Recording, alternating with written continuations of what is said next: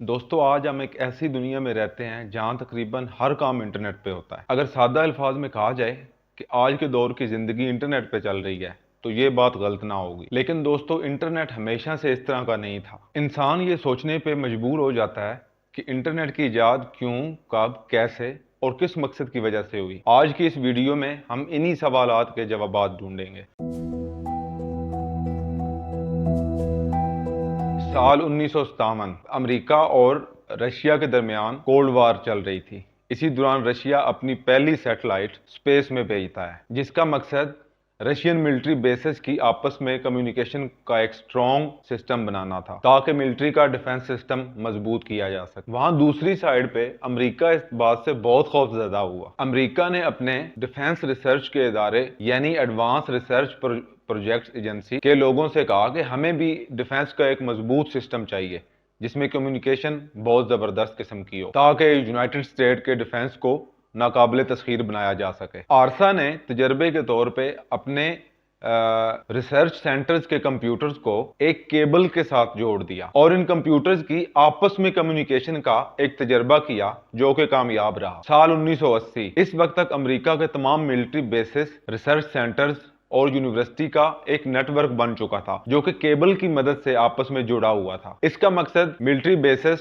Research centres और medical research का database share करना था। बिजनेसेस भी उस दौरान कंप्यूटर इस्तेमाल कर रहे थे। अमेरिकन गवर्नमेंट ने यह डिसाइड कर लिया कि अगर इस नेटवर्क के अंदर बिजनेसेस को भी शामिल कर लिया जाए तो फाइनेंशियली फायदा हो सकता है, जिससे अमेरिकन बिजनेसेस जो हैं वो बहुत जल्दी तरक्की कर सकते हैं कम्युनिकेशन के जरिए। लेकिन यहां पर एक मसला था। यूनाइटेड स्टेट्स अमेरिका के तमाम छोटे बड़े बिजनेसेस को इस नेटवर्क में शामिल करने के लिए एक बहुत बड़े केबलिंग के जाल की जरूरत थी, यानी कि अंडरग्राउंड तारें बिछाकर जो बिजनेसेस के ऑफिस हुआ करते थे उनको आपस में जोड़ देना इसी नेटवर्क के अंदर। और ये जरूरी था कि ये नेटवर्किंग का जाल हर छोटे बड़े ऑफिस तक पहुंचे। इस काम के लिए काफी ज्यादा इन्वेस्टमेंट की भी जरूरत थी। यूनाइटेड स्टेट्स गवर्नमेंट ने फोन की कंपनीज जो पहले फोन लैंडलाइन फोन की सर्विस प्रोवाइड कर रही थी, जिनमें AT&T और कॉमकास्ट सरेफहरिस्त थी, उनसे कहा कि अगर आप केबलिंग के इस जाल को पूरे US में फैलाएं, इन्वेस्टमेंट करें,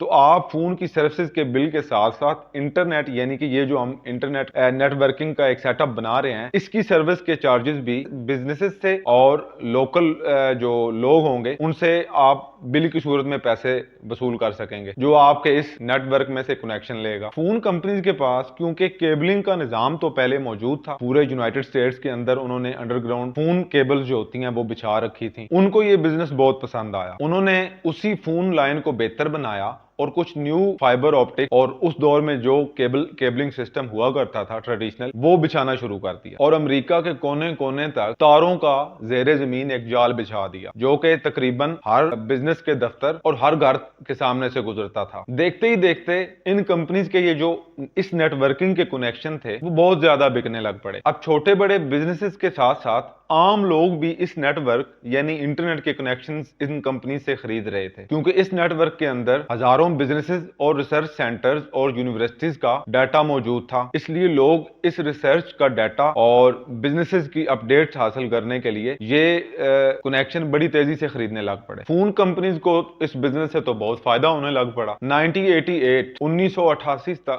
तक ये नेटवर्क यानी कि इंटरनेट पूरे अमेरिका में फैल चुका था। अब इन्हीं कंपनीज के माइंड में एक और बात आ रही थी कि हम इस नेटवर्क का कनेक्शन अगर यूरोप में भी भेज सकें तो इससे हमारा बिजनेस और बढ़ेगा और यूरोप के अंदर भी लोग इस नेटवर्क यानी कि इंटरनेट का कनेक्शन जरूर लेंगे। लेकिन अमेरिका, न्यूयॉर्क और अमेरिका से जो करीब तरीन यूरोप का मुल्क था यानी कि यूनाइटेड किंगडम, इंग्लैंड, इनके दरमियान तकरीबन 7000 किलोमीटर का फासला था जो कि कोई थोड़ा फासला नहीं था। अब इसके लिए बहुत बड़ी इन्वेस्टमेंट चाहिए थी केबलिंग के लिए। तो AT&T जो कंपनी है, सेलुलर यूनाइटेड स्टेट्स की कंपनी, इस वक्त भी मौजूद है, उसने एक बड़ा स्टेप लिया। उसने अपनी पहली फाइबर ऑप्टिक केबल जिसका नाम TAT-8 था वो समुंदर में बिछाकर यूनाइटेड किंगडम यानी कि इंग्लैंड और फ्रांस तक पहुंचा दी। जब इंटरनेट यूरोप में आया तो देखते ही देखते 2 से 3 सालों में यानी कि 90 की दहाई में इंटरनेट पूरे यूरोप में फैलने लगा। मोबाइल कंपनीज जो कि ऑलरेडी यूरोप में मौजूद थी, उनके लिए ये एक ऐसा बिजनेस बन चुका था जिससे बहुत ज्यादा पैसा बन रहा था, इसलिए उन्होंने केबल्स का जाल यूरोप में बड़ी तेजी से बिछा दिया। पैसे के साथ साथ साइंस और रिसर्च लैब्स का काम बहुत आसान हो चुका था, जो कि इंसानी फलाह बहबूद के लिए एक बहुत फायदेमंद चीज थी। बैंकिंग सेक्टर जिसको बहुत ज्यादा जरूरत होती थी अपने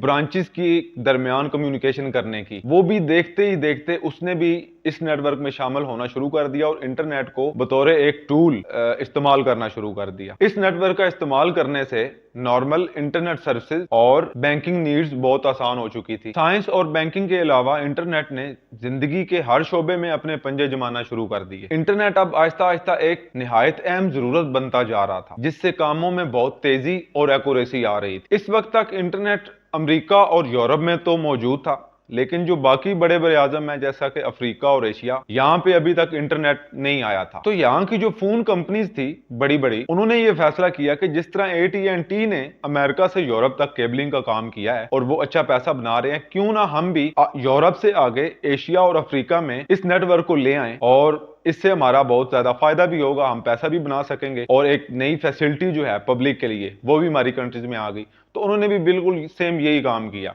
उन्होंने यूरोप से कनेक्शंस निकाले केबल्स के, और अफ्रीका और एशिया की छोटी बड़ी तमाम जो कंट्रीज हैं उनके अंदर केबलिंग का काम स्टार्ट कर दिया। और देखते ही देखते ये जो नेटवर्क था, 90 की दहाई में इंटरनेट पूरी दुनिया में फैल चुका था, सब बड़े आजम में, और तकरीबन दुनिया के हर तरक्की याफ्ता या तरक्की पजीर मुल्क में 90 की दहाई में इंटरनेट पहुंच चुका था। लेकिन तब इंटरनेट सिर्फ लैंडलाइन केबल्स के जरिए कंप्यूटर पे चलाया जा सकता था। साल 2000, इस साल में मोबाइल फोन भी आ चुके थे, लेकिन उस वक्त तक मोबाइल फोन सिर्फ कॉलिंग के लिए इस्तेमाल हुआ करते थे। इसी साल बेन हार्ड वाल्की ने सेलुलर रेडियो नेटवर्क टेक्नोलॉजी इजाद की। अब एक मोबाइल फोन भी रेडियो नेटवर्क टेक्नोलॉजी के जरिए इस नेटवर्क यानी कि इंटरनेट को एक्सेस कर सकता था। मोबाइल टेक्नोलॉजी ने बड़ी तेजी से तरक्की करना शुरू कर दी। एडवांस से एडवांस मोबाइल फोन आना शुरू हो गए, जो कि एक अच्छे लेवल की इंटरनेट ब्राउजिंग स्पीड सपोर्ट कर सकते थे। 2G इंटरनेट आया, फिर 3G इंटरनेट आया और बिलाखिर 4G इंटरनेट यानी कि फोर्थ जनरेशन। ये सब इंटरनेट की जनरेशंस हैं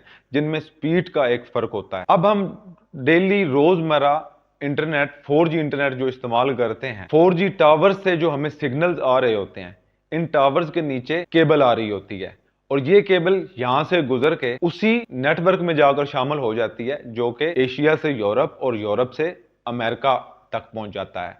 ये तारों का इंटरनेट जो बेसिकली है, ये तारों का एक जाल है, एक निजाम है, जिसने पूरी दुनिया के छोटे बड़े मोबाइल, कंप्यूटर्स और मुख्तलिफ किस्म की डिवाइसेस को आपस में जोड़ा हुआ है। इंटरनेट किसी की मालकियत नहीं है। हम जो इंटरनेट इस्तेमाल करने का पैकेज लेते हैं, उसकी जो फीस होती है वो इन्हीं तमाम छोटी बड़ी कंपनीज के पास पैसा जाता है, जिन्होंने इस निज़ाम को बनाने में अपना पैसा लगाया, अपना टाइम लगाया और केबलिंग के इस नेटवर्क को एस्टेब्लिश किया। ये था दोस्तों इंटरनेट की इजाद का एक मुख्तसर तरीन तारुफ। अगर आपको ये वीडियो अच्छी लगी हो तो काइंडली ये वीडियो लाइक कर दें, हमारे चैनल को सब्सक्राइब कर दें। मिलते हैं आपसे एक नई इंफॉर्मेटिव वीडियो लेके, तब तक अपना ख्याल रखिएगा। अल्लाह हाफ़िज़।